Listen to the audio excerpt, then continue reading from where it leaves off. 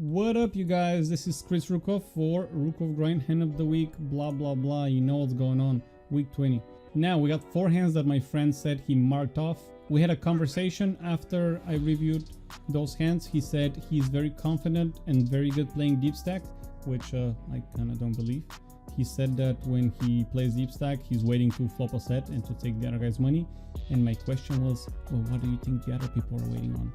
So, without further discussion, again, I don't teach deep stack play. Things are different. It's a lot more variance, and they're not the same stack sizes, which I very much like to play versus same stack sizes as mine. All right, with that said, let's go and see my friend's Peter 4 hands. He sent it to me with pokerhandreplayer.com. It's not sponsored. Just want to tell you, if you want to share a hand, you can do that. You know, just send me the link. We opened under the gun, standard, every standard so far. I'm gonna c-bet 50 cents, that's fine. The only thing, I'll make it 49.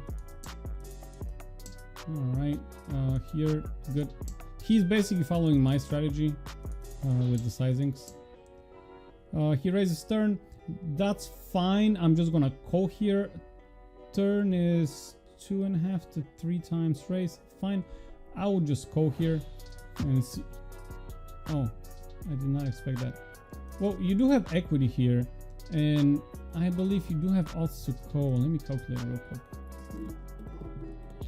So we do have to call $1.31. I'm gonna put it here, $1.31, and with $1.31 we're gonna play for 218 plus 175, 524.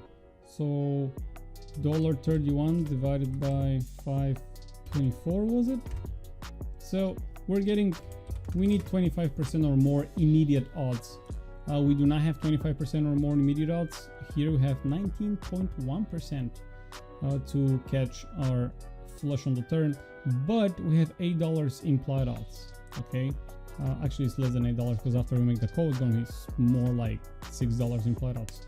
So in this case, what I don't like here is that we're out of position, and if we spike our flush on the river, if we go all in, we're gonna scare him off because, you know, he has to have a queen to call us, and he's still gonna be the second nuts. If we check, he can check back, and that's gonna happen only 1 out of 5 times.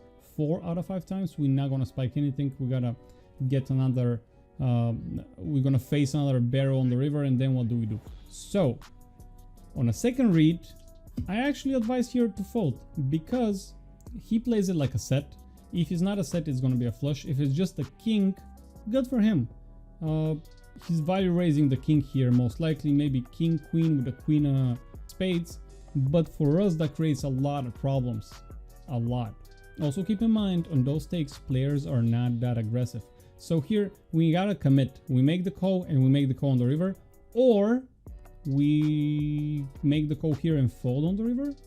Which means, if we're going to take this line, why are we even calling here? If we're gonna call here, lose $2 or $1.50 extra and fold the river, doesn't make sense. I mean, 4 out of 5 times. Obviously 1 out of 5 wanna spike the nuts, and maybe we check and he checks back. Maybe we go all in, he folds. So I definitely like the fold here, but in the beginning I was kind of shocked a little bit. I'm like, why did you? Oh, okay, that's why you folded. Also keep in mind, raise on the turn is generally the most honest thing to do. The turn is the most honest street, in my opinion. All right, next hand, he says the opponent here is way better than the previous one. If you wanna bet, sure, 49 cents, I'll make it again. Min raise. That can or can, you know, that can be either. That can be, oh no, you don't have anything. But I'll call here and check back for pot control. Oh, he does bet 220. Yeah, I'll just fold it here. I will just fold it here. And same concept. If I call here, I have to call river. And if I call here and fold the river, why do I even lose 220? Good job. Yeah, that was easy. Good. All right, here, this hand, he says, I don't know if I can take more value out of this hand.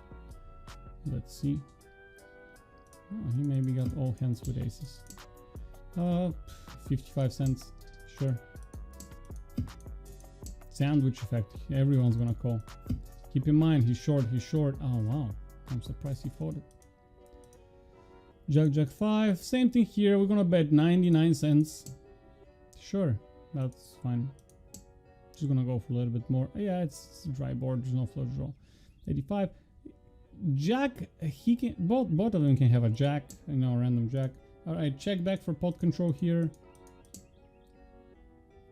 This is too fishy, man, and he should be going all in with the $3 here.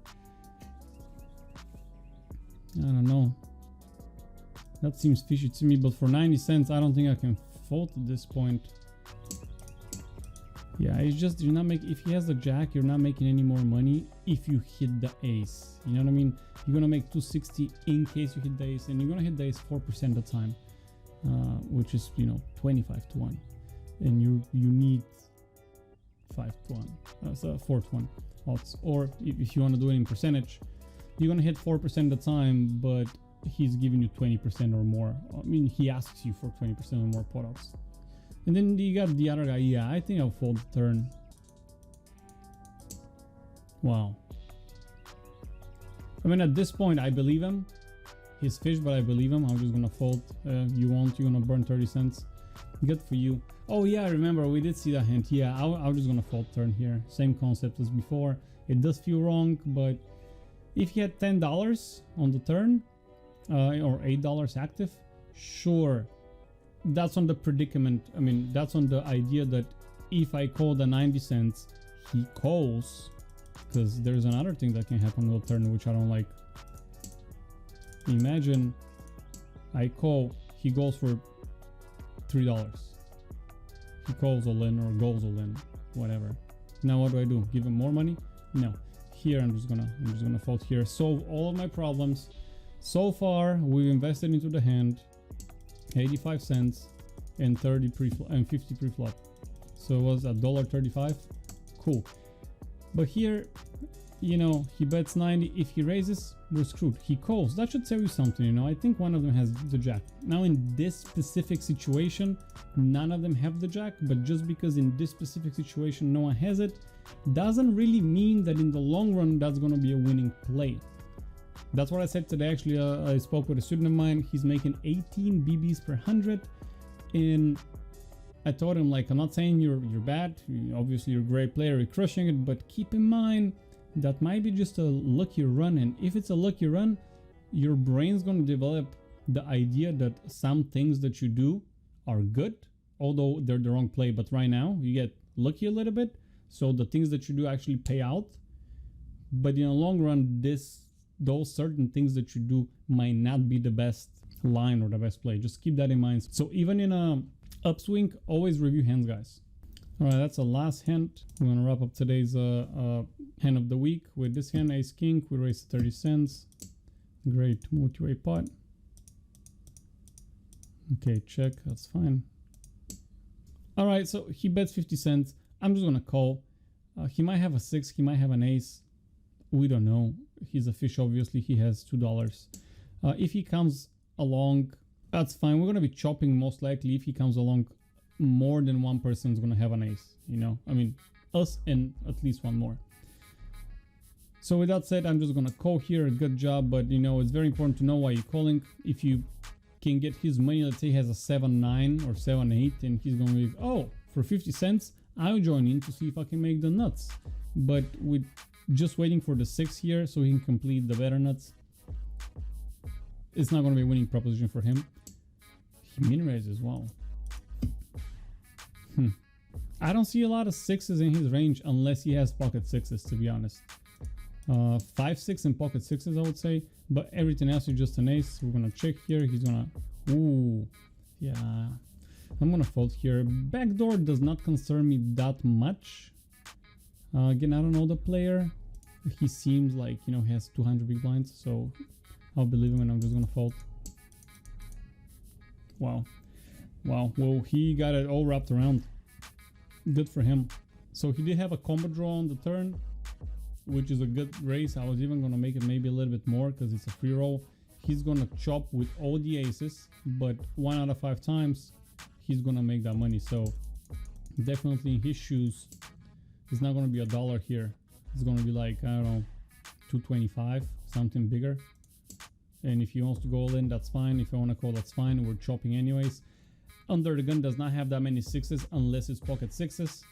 He might or might not have that, but screw it. If he has a 6 and we here, now we are this player, has a second straight with the back door, sure. He doesn't have more money to take from us. Well, after a raise 220, he cannot really take more money than 169. So yeah, definitely mistake on his part. But here the river is the fault, man. Just 6s and 6-5. I don't think he's going to be making such a big bet. That's a 3/4 of a bet here, or 2/3. I'm sorry, 2/3 of a bet here. I don't think he's going to be making it with 2 pairs or sets. He's making that with, I don't think he's going to be making it with an ace either. So I think river is the fault. All right, guys. If you like that content, give it a thumbs up. If you want to contact me, links are down below. Course is down below. Again, first 25 people get half off. So that's $19 for like 2-3 hours of course. I think it's 3 hours or so. Good luck on the tables, guys, and I'll see you next time.